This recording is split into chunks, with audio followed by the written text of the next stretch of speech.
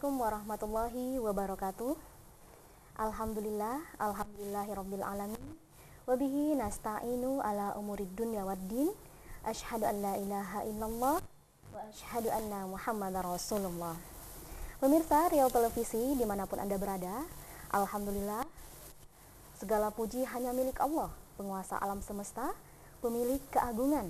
Tidak ada satupun yang dapat menyerupainya, bahkan melebihinya. Nah, satu-satunya zat yang sanggup menerangkan cinta dan keindahan kepada kita semua.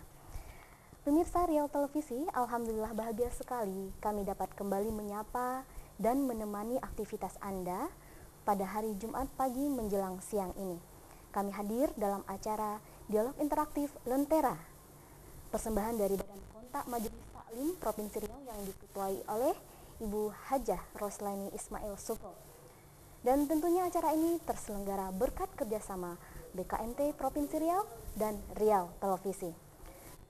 Baiklah pemirsa, tema yang akan kita sajikan pada hari ini adalah Isra Mi'raj dan menyambut bulan suci Ramadan. Pemirsa, seperti yang kita pahami bahwa Isra Mi'raj adalah perjalanan spiritual Nabi Muhammad SAW dari Masjidil Haram ke Masjidil Aqsa yang sangat dramatik dan fantastik sekali dalam tempo singkat kurang dari semalam minan lail, tetapi Nabi berhasil menembus lapisan-lapisan spiritual yang amat jauh dan bahkan hingga ke puncak Sidratul Muntaha. Di sini telah hadir narasumber kita, Bapak Haji Abdul Somad LC.MA. Beliau adalah dosen UIN Suska Fakultas Usuluddin yang akan menerangkan kepada kita. Kita sapa dulu, Bapak. Assalamualaikum warahmatullahi wabarakatuh. Waalaikumsalam warahmatullahi wabarakatuh. Nah, sehat alhamdulillah. Alhamdulillah sehat. Baiklah pemirsa, dalam 1 jam ke depan kita akan bersama dalam membahas ini, dan Anda yang ingin bergabung di dialog interaktif ini, silahkan Anda menelpon di line telepon kami di 0761 566807. Baik Bapak, bagaimana ini? Ya silahkan Bapak. Bismillahirrahmanirrahim. Assalamualaikum warahmatullahi wabarakatuh. Alhamdulillah wassalatu wassalamu ala Rasulillah wa ala alihi wa sahbihi wa man da'a bi da'watihi wa istanna bi sunnatihi ila yaumi liqa'i rabbih wa ba'du. Pemirsa RTV yang dimuliakan Allah Subhanahu wa taala, bersyukur kita kepada Allah. Kita sampai pada sebuah hadis, meskipun hadis ini dhaif, disebutkan Imam Tabrani dalam kitab Al-Mu'jam Al-Awsat, doa Nabi, Allahumma barik lana fi Rajab wa Sya'ban wa ballighna Ramadan. Ya Allah, berkahilah kami pada bulan Rajab dan Sya'ban dan sampaikan kami kepada bulan Ramadan. Alhamdulillah kita sudah melewati 1 bulan penuh di bulan Rajab, dan saat ini kita sampai pada tanggal 13 Sya'ban, dan di hadapan kita ada bulan Ramadan, bulan yang di dalamnya terdapat suatu malam, kalau kita beramal di malam itu khairum min alfi syahri, lebih baik daripada amal 1000 bulan. Berkaitan dengan 3 bulan khusus yang utama ini, di dalamnya ada peristiwa Isra dan Mi'raj, dan tak lama lagi kita akan menyambut bulan Ramadan sesuai dengan tema kita pada pagi hari ini.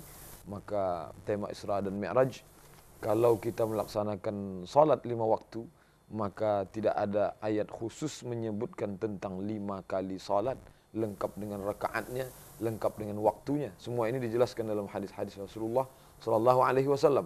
Akan tetapi berkaitan dengan Isra dan Mi'raj, diabadikan oleh Allah Subhanahu wa taala dalam 1 ayat khusus berkaitan dengan Isra dalam surat Al-Isra, dan tentang Mi'raj diabadikan Allah Subhanahu wa taala dalam surat An-Najm ayat 13, wa laqad ra'ahu nazlatan ukhra 'inda sidratil muntaha. Apa makna, mengapa peristiwa besar ini disebutkan dalam Al-Qur'an, menunjukkan amat sangat pentingnya peristiwa Isra dan Mi'raj dalam kehidupan seorang muslim. Isra diabadikan Allah dalam surat Al-Isra. Subhanalladzi asra bi'abdihi laila. Maha suci Allah yang telah memperjalankan hambanya pada suatu malam, minal masjidil haram, dari masjidil haram, ilal masjidil aqsa, ke masjidil aqsa, alladzi barakna haulahu, yang kami berkahi di sekelilingnya. Kata Allah, untuk apa Allah lakukan perjalanan panjang ini pada diri Nabi Muhammad SAW? Linuriyahu min ayatina, kami ingin menunjukkan tanda-tanda kebesaran kami kepada Muhammad SAW. Sebuah perjalanan panjang, kalau diukur dengan batasan negara sekarang, dari Arab Saudi menembus Yordania, kemudian masuk ke Palestina, yang jaraknya lebih kurang 1.500 km. Andai ditempuh pada saat ini dengan pesawat sekalipun lebih kurang 1 jam 30 menit baru sampai. Sementara diakui oleh seorang Muhammad SAW pada suatu zaman yang kendaraan tercepat saat itu hanya kuda dan onta, dia mengaku bisa menempuh jarak tersebut dalam waktu tak sampai sepertiga malam. Bukan hanya sekedar dari Masjidil Haram ke Masjidil Aqsa, akan tetapi malah naik ke Sidratul Muntaha. Sebuah peristiwa besar yang dialami oleh Nabi Muhammad SAW. Inilah saya kira yang akan kita bahas beberapa menit ke depan sesuai dengan tuntunan Al-Quran dalam hadis-hadis Nabi Muhammad SAW. Oke, ya sangat ini sekali ya, fantastik sekali ya perjalanan Nabi Muhammad SAW. Jadi bagaimana menurut Bapak ini, apa saja hikmah yang dapat kita petik dari Isra Mi'raj ini? Iya, saya kira banyak hikmah yang bisa kita ambil. Setiap tahun umat Islam memperingati peristiwa Isra Mi'raj. Setiap tahun pula kisah ini bergulir, diceritakan kembali, mengingatkan memori umat Islam yang mungkin terkubur dengan banyaknya aktivitas, dia terulang kembali, tapi hikmah tetap terus dapat dipetik. Berjalan waktu, hari berganti minggu, minggu berganti bulan, bulan berganti tahun, maka banyak peristiwa yang dapat kita ambil dari peristiwa perjalanan Isra Mi'raj. Di antaranya adalah bahwa Isra Mi'raj mengingatkan lagi pada keterbatasan akal manusia, keterbatasan kemampuan manusia. Kita bisa mendengar, kita diberi Allah Subhanahu wa taala pendengaran, tapi kita hanya bisa mendengar apa yang ada di sekeliling kita. Apa yang di balik dinding kita tak bisa dengar. Kita diberi Allah Subhanahu wa taala penglihatan, kita hanya bisa melihat apa yang ada di hadapan kita. Jangankan yang ada di balik dinding di depan kita, di belakang kita pun kita tak bisa melihat. Demikian juga dengan Isra Mi'raj ini mengungkapkan kembali tentang keterbatasan manusia. Manusia saat ini yang katanya hebat dalam bidang sains dan teknologi, yang katanya hebat dalam bidang fisika, ilmu pengetahuan, dan lain sebagainya, hanya mampu memindahkan sesuatu dari satu tempat ke tempat lain hanya dalam bentuk gambar. Saya masih ingat waktu masih kuliah di Mesir, untuk menunjukkan foto pada keluarga, menunjukkan saya sudah sampai di Kairo, ini foto di depan piramid, dikirimkan di awal bulan, pertengahan bulan baru sampai. Akhir bulan baru datang komentar dari keluarga. Begitulah sulitnya 10 tahun, 15 tahun yang lalu. Tapi saat ini dengan kemajuan ilmu pengetahuan, anak-anak yang sedang belajar, mahasiswa kita di negara Arab, di Eropa bisa mengirimkan fotonya dalam hitungan detik. Foto sudah sampai lewat MMS, lewat email, kemudian bisa berbicara lewat tulisan dengan chatting dan lain sebagainya, bertukar informasi. Tapi kemajuan itu hanya baru pada tahap surat, baru pada tahap mengirim kalimat, baru pada tahap mengirim kata, baru gambar dan lain sebagainya. Tapi untuk mengirimkan suatu benda dari satu tempat ke tempat lain dalam waktu yang amat sangat singkat, ini masih dalam keterbatasan kemampuan manusia. Isra Mi'raj ingin menunjukkan kepada seluruh umat manusia, bukan hanya kepada orang beriman, bukan hanya kepada orang yang percaya kepada Allah dan Rasul, ingin menunjukkan bahwa Allah sanggup memindahkan seorang Muhammad dari Masjidil Haram ke Masjidil Aqsa, naik ke Sidratul Muntaha dalam waktu yang amat sangat singkat. Saat ini manusia yang hebat, yang kuat, yang katanya jenius, yang katanya pemenang Nobel di bidang ilmu pengetahuan, belum lagi mampu untuk melakukan itu. Jadi peristiwa Isra Mi'raj mengingatkan pada keterbatasan manusia, pada kelemahan manusia di hadapan kuasa Allah Subhanahu wa taala. Jadi kalau ada orang mengatakan agama Islam ni agama mengkaji tentang kaki kiri masuk ke kamar mandi, masuk masjid kaki kanan, mengkaji tentang air suci tak suci, mengkaji tentang masalah khilafiyah, maka ini adalah pandangan sempit, pandangan parsial terhadap ajaran Islam. Orang Islam mesti mengkaji Islam dari berbagai aspeknya. Dia tengok dari aspek ilmu pengetahuan, ilmu kemajuan teknologi, bagaimana Islam bercerita tentang berpindahnya sesuatu dari satu tempat ke tempat lain. Kalau kita baca dalam surat An-Naml, Allah Subhanahu wa taala bercerita tentang bagaimana Ratu Balqis sebelum sampai ke Palestina, akan tetapi Allah Subhanahu wa taala dengan kuasanya dia berikan kepada Nabi Sulaiman. Nabi Sulaiman mampu memindahkan kursi singgasana Balqis dari Yaman ke Palestina dalam waktu yang amat sangat relatif singkat. Di situ Allah bercerita dalam surat An-Naml, surat Semut. Apa kata Allah Subhanahu wa taala? Menceritakan ucapan Nabi Sulaiman alaihissalam. Ya ayyuhal mala'u, kata Nabi Sulaiman, wahai pasukan bala tentaraku, ayyukum ya'tini bi'arsyiha, siapa yang sanggup memindahkan singgasana Balqis qabla an ya'tuni muslimin, sebelum dia sampai.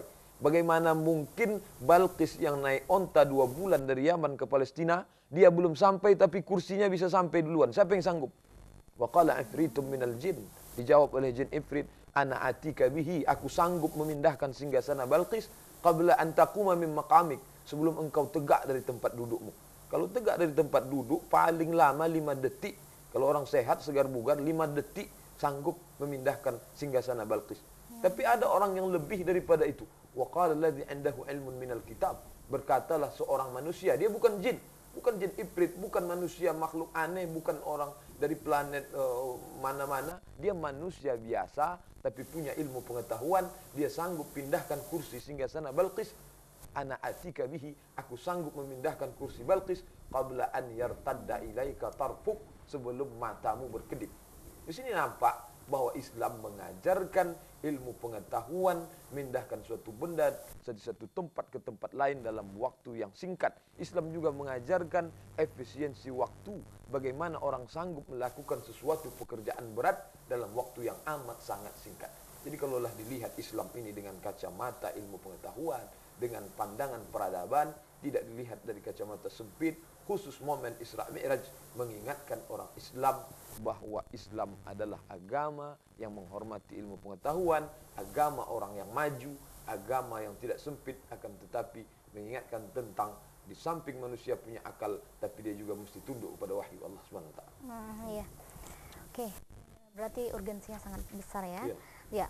Jadi bagaimana ini urgensinya dengan sholat itu sendiri, karena ini peristiwa Isra Mi'raj adalah menjemput sholat ya. Ya. Nah, bagaimana Ustaz? Kalau kita lihat ketika Allah mewajibkan puasa pada tahun kedua hijrah, maka ayat turun, ya ayyuhalladzina amanu kutiba alaikumusiyam, wajib bagi kamu berpuasa. Ketika Allah mewajibkan haji pada tahun 6 hijrah yang kemudian dilaksanakan Nabi pada tahun 10, turun ayat walillahi 'alan nasi hajjul bait. Allah mewajibkan manusia melaksanakan ibadah haji man istata'a ilaihi sabila, bagi yang mampu. Ketika Allah Subhanahu wa taala mewajibkan zakat misalnya pada tahun kedua hijrah, maka Allah wajibkan dengan menurunkan ayat wa anfiqu min thayyibati ma kasabtum, keluarkanlah sebagian dari hasil usaha kamu. Akan tetapi ketika Allah Subhanahu wa taala mewajibkan salat, dia tak turunkan wahyu, akan tetapi memanggil seorang hamba bernama Muhammad sallallahu alaihi wasallam untuk hadir ke Sidratul Muntaha, menunjukkan betapa urgen pentingnya salat dalam diri seorang hamba. Mengapa salat begitu penting? Mengapa orang mesti salat? Pemirsa TV yang dimuliakan Allah Subhanahu wa taala, manusia yang nampaknya tegar, yang nampaknya kokoh, yang nampaknya hebat, ini pada dasarnya dia rapuh. Dia ketika berhadapan dengan problematika kehidupan, dengan masalah yang ada dalam hidupnya, dia rapuh di hadapan masalah. Ambil contoh orang Jepang misalnya. Ini orang Jepang ini paling kuat. Ketika Indonesia dijajah Belanda, ketika Tunisia, Aljazair, Maroko dijajah oleh Perancis, ketika Libya dijajah oleh Mussolini dari Itali, ketika India, Bangladesh, Pakistan dijajah oleh Inggris, justru Jepang ini bukan dia dijajah, malah dia menjajah. Dia ikut menjajah saking kuatnya. Peradabannya hebat. Sampai saat ini semua dia mau lawan. Bukan sekedar negara adik kuasa dia lawan, tsunami mau dia lawan. Saking kuatnya. Tetapi ketika dia berhadapan dengan masalah, problem hidup, berhadapan dengan berbagai macam goncangan hidup, karena hidup ini tak selamanya di atas, tak selamanya senang. Kadang kita ini dipukul ombak, dihempas gelombang, kadang kita ini berada dalam kesulitan. Ketika dia berada dalam kesulitan, orang Jepang tak mau pikir panjang, dia lakukan harakiri, dia ambil samurai, dia tusukkan jantung, selesai, tamat riwayat. Tapi dalam Islam tak dibenarkan begitu. Orang Islam mengadukan keluh kesahnya di hadapan Allah Subhanahu wa taala. Berapa kali dia mengadu kepada Allah? Solat wajib saja. Andai ada orang tak pernah solat sunat, tak ada solat sunat duha, tak mau dia qiyamul lail, tak ada tahajud, tak ada tahiyatul masjid, andai dia hanya solat wajib saja, maka 5 kali dia mengadukan keluh kesahnya di hadapan Allah. Apa kata dia di hadapan Allah? Inna salati, solatku, wa nusuki, ibadahku, wa mahyaya, hidupku, wa mamati, matiku lillah, hanya milikmu saja ya Allah. Penguasa boleh tinggi, jabatan boleh tinggi, atasannya boleh tinggi, tapi ketika dia berhadapan dengan Allah, 2 tangan dia angkat, Allahu Akbar, hanya engkau saja yang besar ya Allah. Allahu Akbar kabira, engkau yang maha besar, tak ada yang besar kecuali engkau.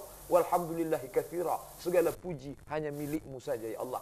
Puja-puji sanjungan yang diucapkan manusia kepada manusia hanya bagian kecil dari pujian yang dia panjatkan kepada Allah Subhanahu wa taala. Pada salatnya dia akui tentang kerendahan dirinya di hadapan Allah. Siapapun manusianya, selama dia orang Islam mengikuti sunnah Rasulullah, melaksanakan ibadah salat sesuai tuntunan Nabi, maka dia tempelkan tempat yang paling tinggi dalam dirinya, tempat yang paling agung, yang tak ada satu orang pun yang boleh menyentuh keningnya. Kening paling tinggi. Kemana dia tempelkan? Ke lantai tanah tempat dia injak-injak, tempat kotoran, di situ dia tempelkan. Kalau ada orang yang punya jabatan tinggi, ada orang kaya, ada kiai ulama yang tangannya dicium orang banyak, mengaku saya tak mau menempelkan kening saya ke lantai. Untuk apa? Karena saya orang terhormat. Maka tak sah salatnya. Karena mesti ada 7 rukun sujud. Ujung kaki, 2 lutut, 2 tapak tangan, kening mesti menempel. Begitulah salat mengajarkan, mendidik seorang muslim menjadi seorang manusia yang boleh dia tinggi di hadapan manusia, tapi dia tetap rendah di hadapan Allah Subhanahu wa taala. Iya. Sangat ini sekali ya. Nah, bagaimana memberikan pemahaman nih kepada masyarakat agar masyarakat ini paham terhadap substansi Isra Mi'raj yang begitu takjub kita dengan itu ya. Nah, bagaimana itu Ustaz? Yang pertama, malah masyarakat ini jangan dibiarkan dininabobokkan oleh seremonial. Dibuat acara ramai-ramai di masjid, membaca Al-Quran dengan qari yang suara bagus, mantap. Dihadirkan seorang penceramah, lalu menyanyi-nyanyi. Selesai acara, makan habis itu selesailah.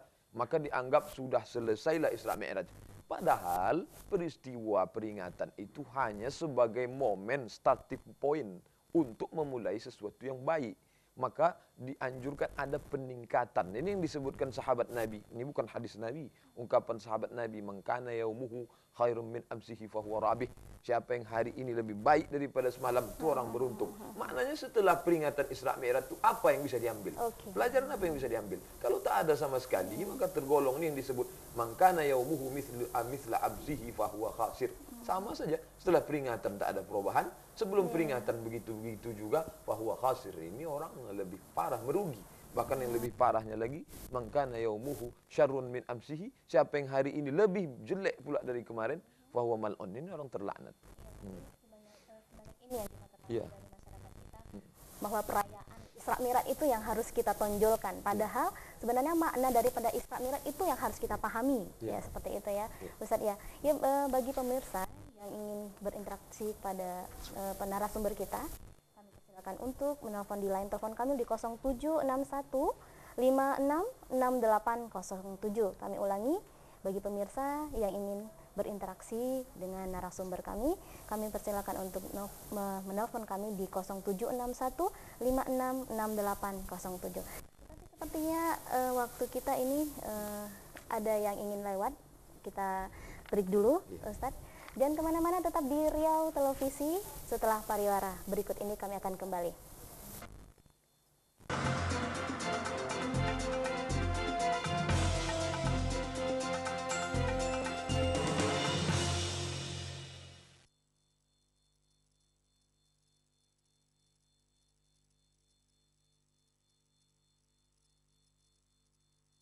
Popularitas pendidikan cukup penting dalam perekrutan siswa-siswa calon anak didik. Hal itu perlu ditunjang dengan memberikan informasi sebanyak-banyaknya kepada masyarakat. Mari bergabung bersama Riau Televisi sebagai media penyampai informasi bagi dunia pendidikan atau sekolah-sekolah yang ingin lebih dikenal masyarakat. Promosikan sekolah, pesantren, maupun yayasan pendidikan Anda di Riau Media Televisi. Riau Televisi, media yang tepat untuk berpromosi.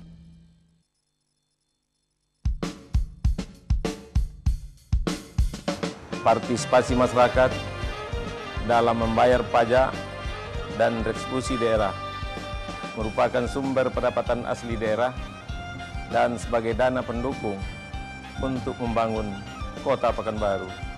Pajak bumi dan bangunan yang Anda bayarkan sangat berguna untuk pembangunan Kota Pekanbaru yang kita cintai.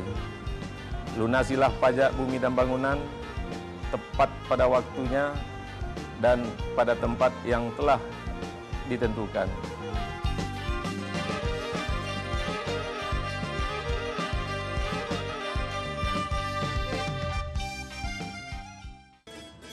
Tenaga kerja adalah penggerak pembangunan.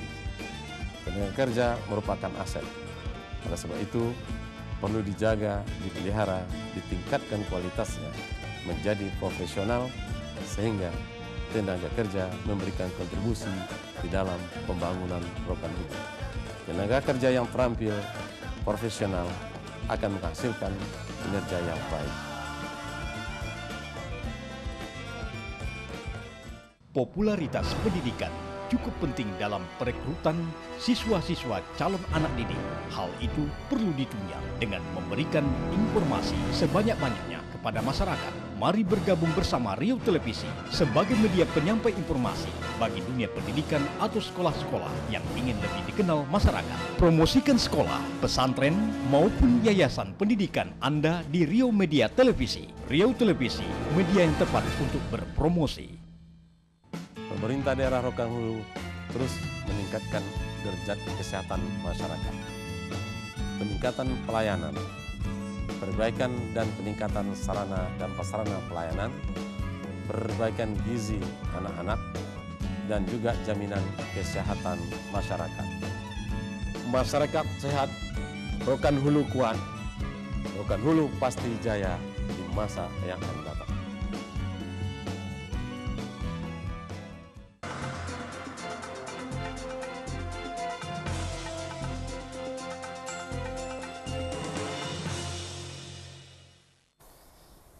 Masih bersama kami di Lentera Dialog Interaktif persembahan dari PWBKMT Provinsi Riau bekerjasama dengan Riau Televisi. Bagi Anda yang ingin berpartisipasi, silakan untuk menghubungi kami di line telepon 0761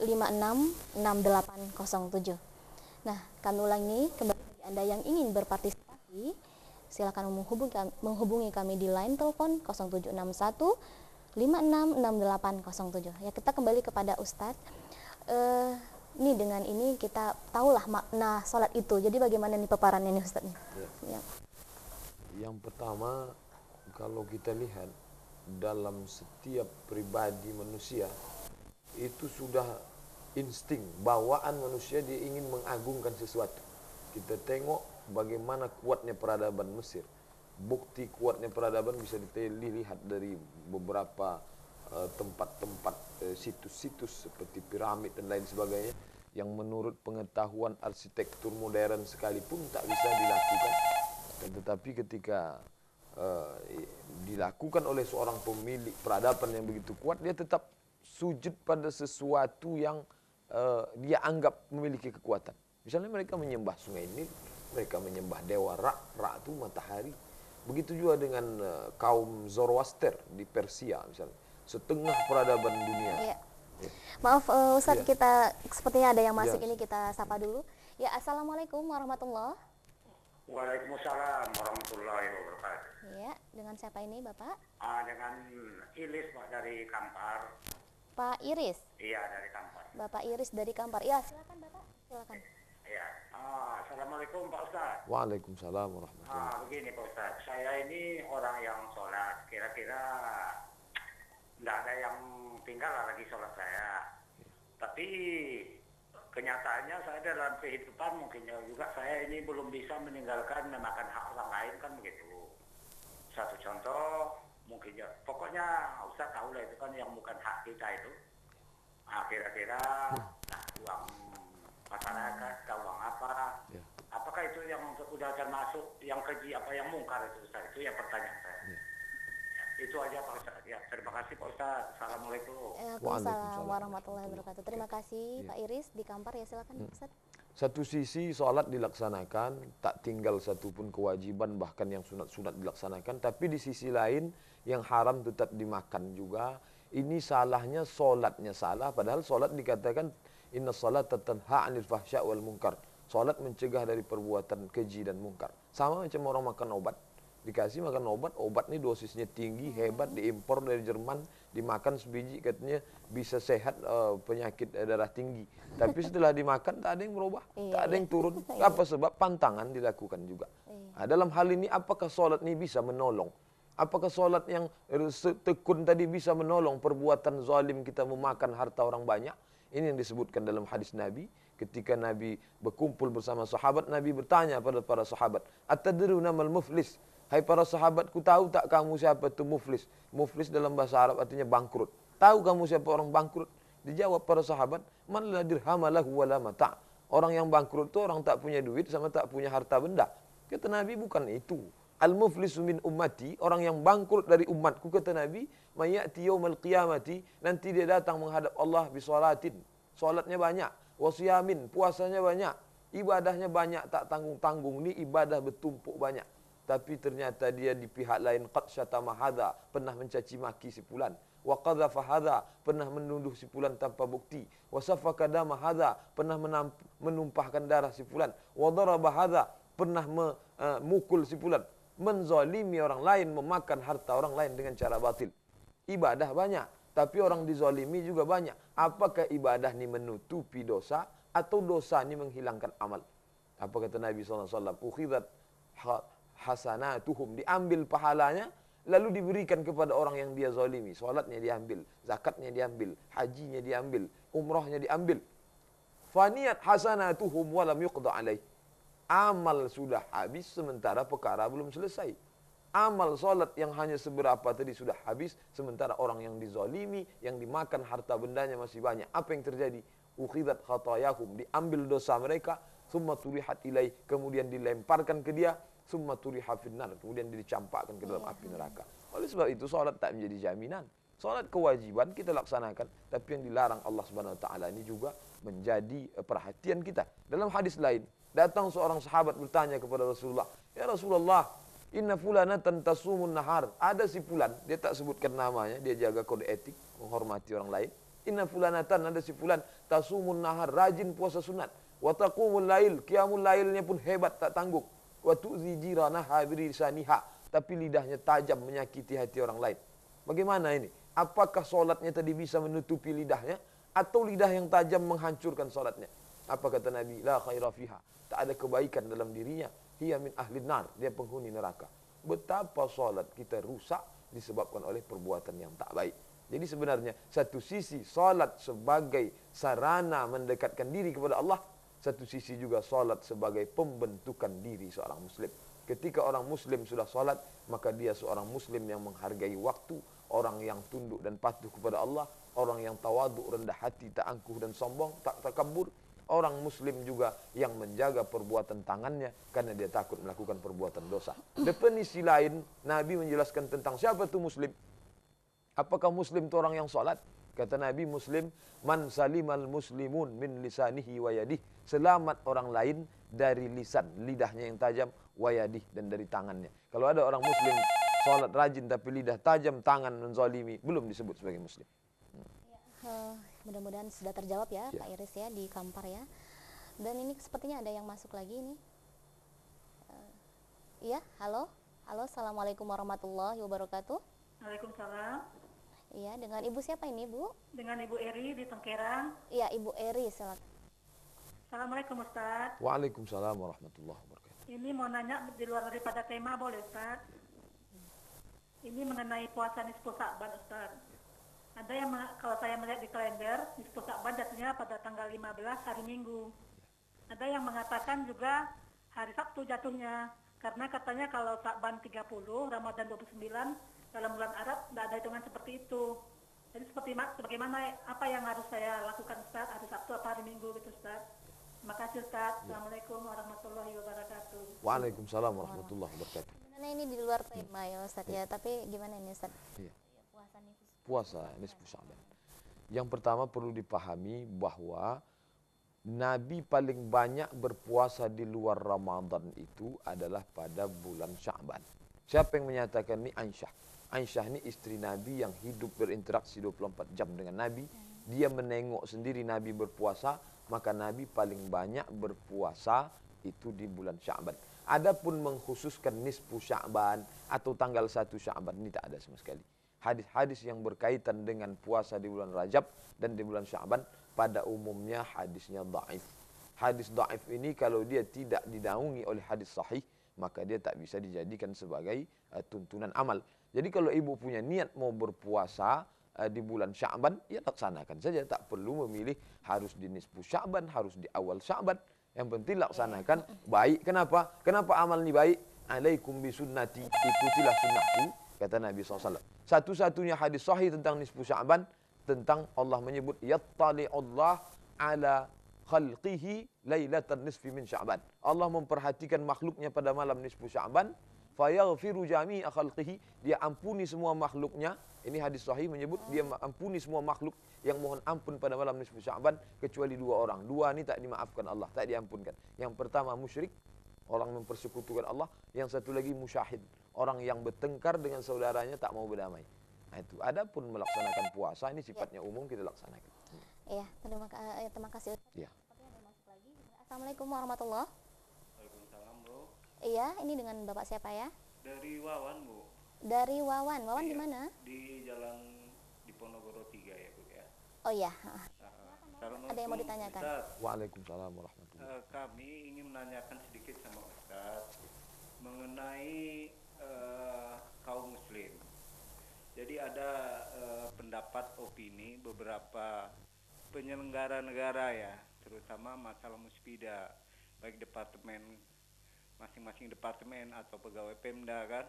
Yang saya ingin tanyakan Pak Ustadz, kadang-kadang mereka banyak melakukan pelanggaran. Jadi dalam arti seorang pegawai penyelenggara negara kadang-kadang identik sama korupsi. Masalah uang korupsi itu kan dari anggaran APBD ataupun anggaran APBN. Justru yang kita temukan rata-rata bertitel haji. Yang saya ingin tanyakan di sini masalah moral, masalah akhlak.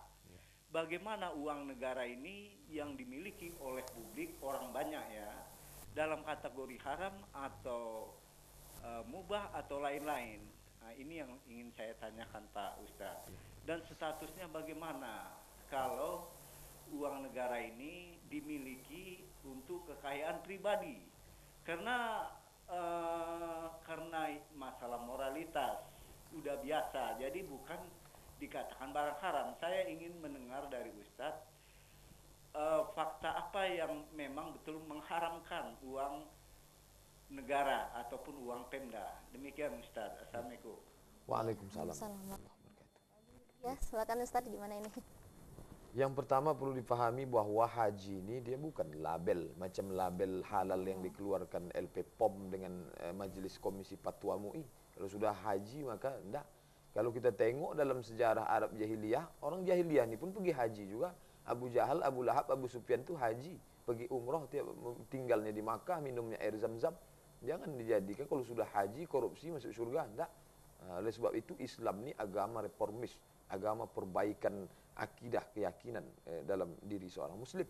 Jadi berkaitan dengan harta milik orang banyak, ini tak boleh diambil kecuali sesuai dengan yang sudah dialokasikan untuk dia.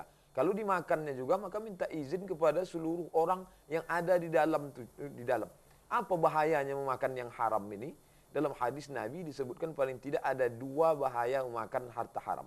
Yang pertama disebutkan Nabi SAW, rajulun ash'as aghbar. Ada seseorang yang melakukan perjalanan panjang, rambutnya kusut berdebu. Saking susahnya tak sempat bersisir, tak sempat mandi. Yamuddu yadaihi ila sama, tangannya dia tengadahkan ke langit berdoa, ya Allah, minta tolong kepada Allah Subhanahu wa taala.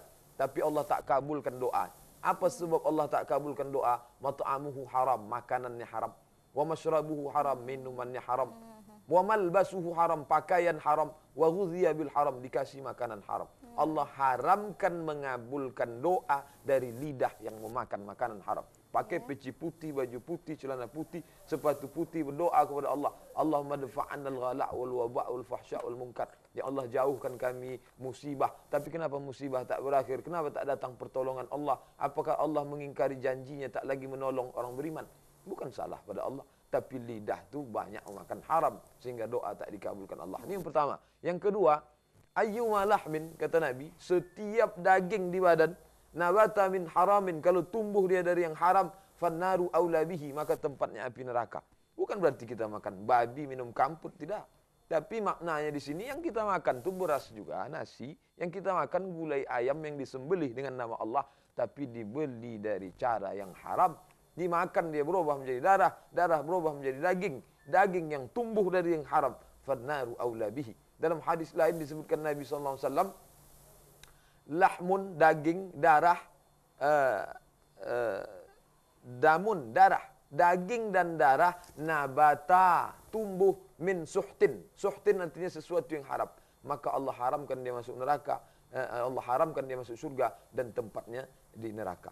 Oleh sebab itu, karena pengawasan tak ketat, pengawasan mungkin yang mengawas ni manusia, maka yang ditanamkan itu akidah. Kalau kita takut memakan yang haram karena ditengok atasan, takut memakan yang haram karena dinilai orang lain, takut memakan yang haram karena diawasi CCTV, PLN boleh mati, boleh jadi tak ada yang mengawasi, banyak hal. Tapi kalau yang mengawasi kita dia, la ta'khudhuhu sinatun wala naum, dia yang tak mengantuk dan yang tak tidur. Dia yang wa huwa ala kulli syai'in qadir, dia maha kuasa atas segala sesuatu. Kalau orang Islam beriman, tiap malam Jumat dia baca surat Yasin, al-yauma naqtimu ala afwahihim, pada hari itu nanti mulut dikunci, wa tukallimuna aydihim, tangan bercakap, wa tashhadu arjuluhum, kaki bersaksi, maka dia tak akan mau makan. Jangankan makan yang haram, bercakap yang haram pun dia takut. Kenapa? Karena dalam Al-Quran Allah katakan, ma yalfizu min qaulin, setiap kata yang keluar dari mulut ni, illa ladaihi raqibun atid, ada malaikat mencatat, mengawasi. Orang beriman dia tak akan lakukan. Oke. Berarti pentingnya lah ilmu juga ya. Ya. Dengan kita mengerjakan sesuatu, kalau tidak ada ilmunya, ya semua akan sia-sia. Ya, sepertinya ada yang masuk lagi nih, kita sapa lagi. Assalamualaikum warahmatullahi. Assalamualaikum. Iya, Ibu. Assalamualaikum warahmatullahi. Waalaikumsalam warahmatullahi. Ini saya mau tanya. Dengan Ibu siapa? Dengan Ibu siapa, Ibu? Dengan Ibu Eli. Bu Eli di mana, Ibu? Pekanbaru. Di Pekanbaru, ya.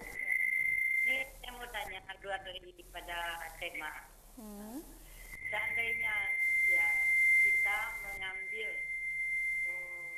makanan dari anak kita, apakah itu halal atau haram? Ya, Bu, suaranya?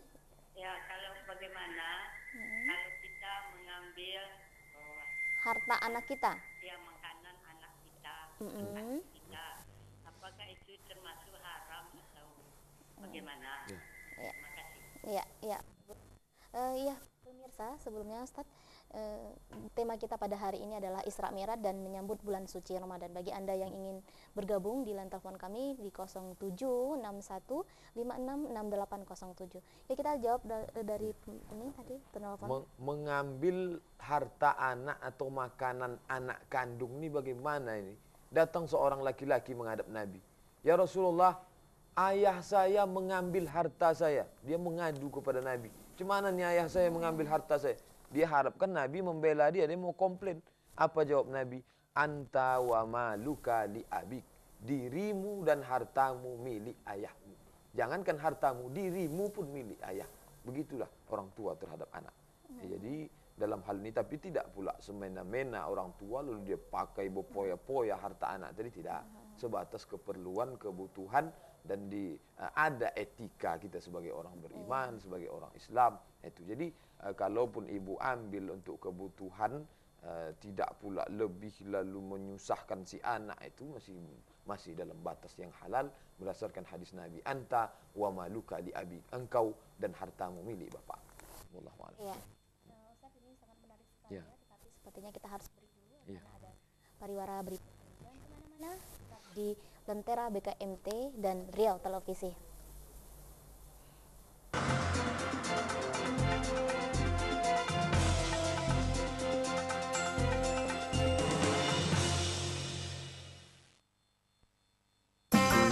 Belanja yang murah dan berkualitas, ya Famos, di Famos terlengkap ternyaman. Belanja di Famos yang berkualitas, ya Famos, di Famos terlengkap ternyaman. Belanja di rumah Muslim Famos terlengkap dan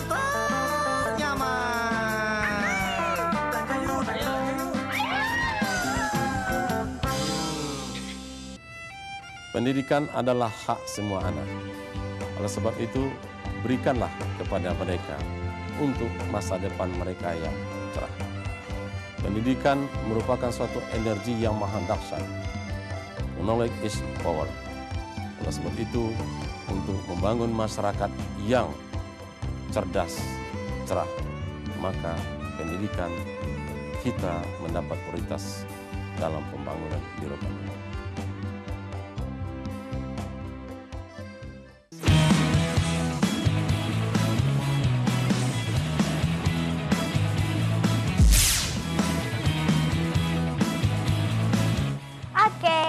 Silakan kalau muda buat yang pengen telepon dan ngucapin salam-salam dan selamat siang kamu.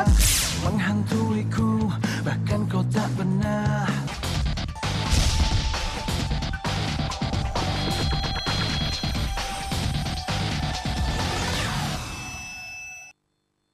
CV Barokah Catering, event organizer, modern dan tradisional, menyediakan paket pernikahan, catering, pelaminan, tenda dan kelengkapannya, serta foto dan video. Juga menyediakan paket rapat dengan menu prasmanan, nasi kotak, kue kotak atau snack box. Juga paket ulang tahun, paket pelatihan, paket makan karyawan, dan paket coffee break, serta menjual alat musik rebana, kompang dan beduk. CV Barokah Catering, alamat Jalan Dahlia Ujung atau Jalan Padang Bola 4B, Labuh Baru Timur, Pekanbaru. Kepuasan Anda adalah barokah bagi kami. Barokah Catering, kepuasan Anda adalah barokah bagi kami.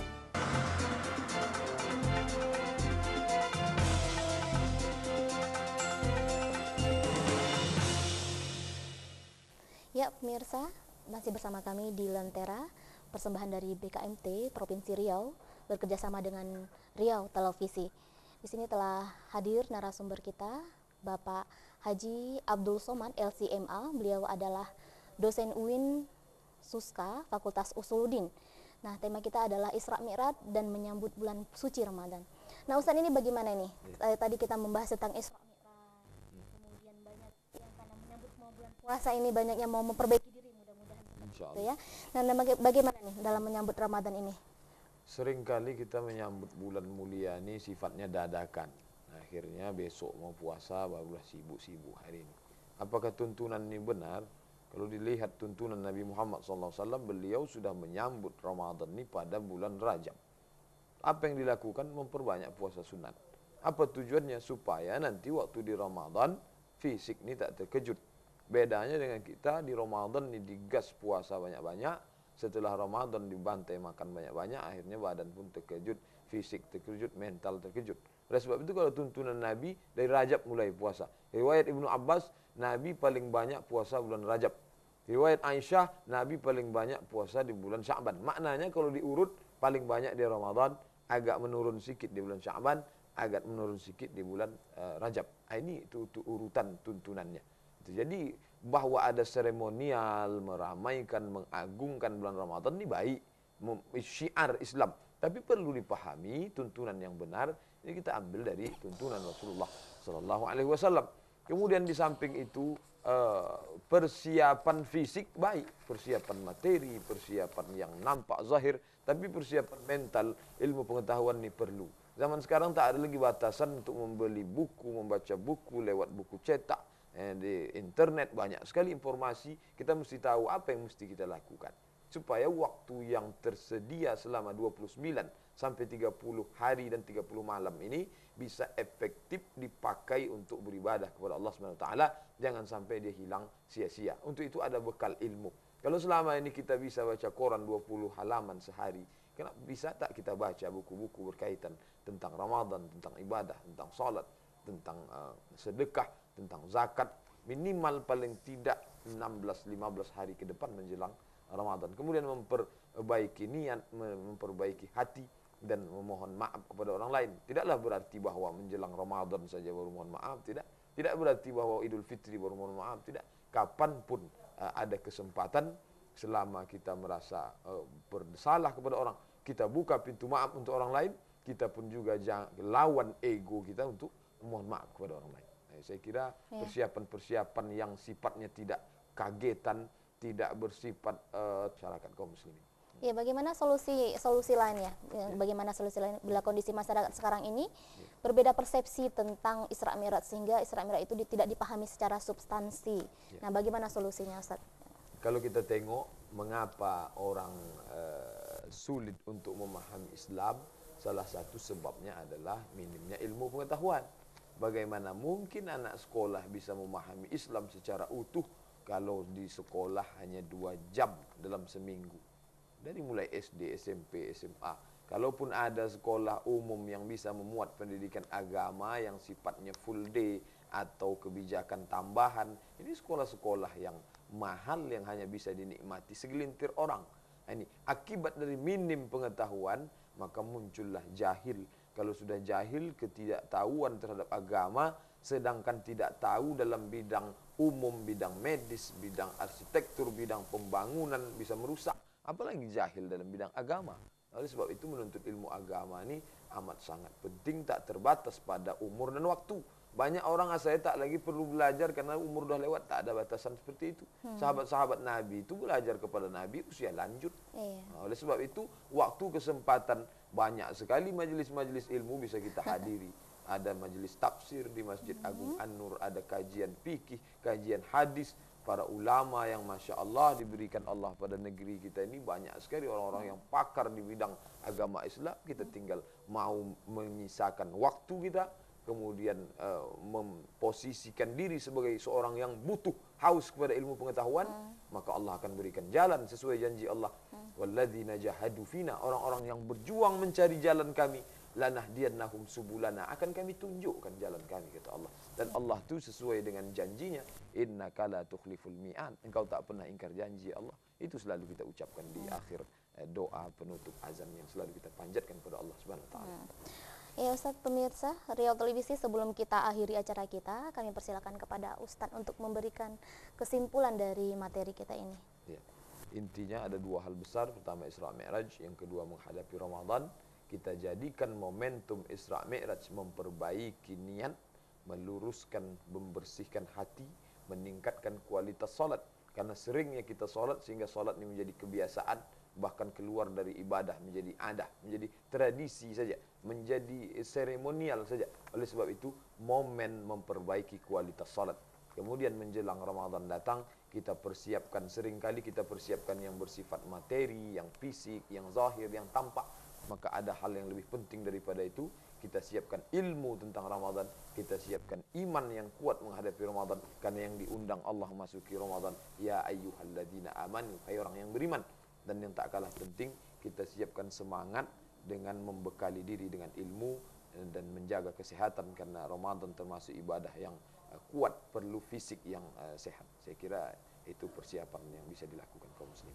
Terima kasih Ustaz telah hadir dalam ini, mengisi di acara Lentera ini. Alhamdulillah. Alhamdulillahirabbil alamin. Nah pemirsa, tanpa terasa sudah lebih kurang 1 jam kebersamaan kita. Kami berharap banyak ilmu yang kita serap dan solusi yang sudah terjawab. Kepada Bapak Ibu yang turut serta berpartisipasi dalam interaktif ini, kami ucapkan juga terima kasih. Dan kami dari saya Najmi Hayati dan kru serta kerabat kerja mohon undur diri. Mohon maaf apabila terdapat kesalahan. Usikum binafsi bitaqwallah. Assalamualaikum warahmatullahi wabarakatuh. Waalaikumsalam.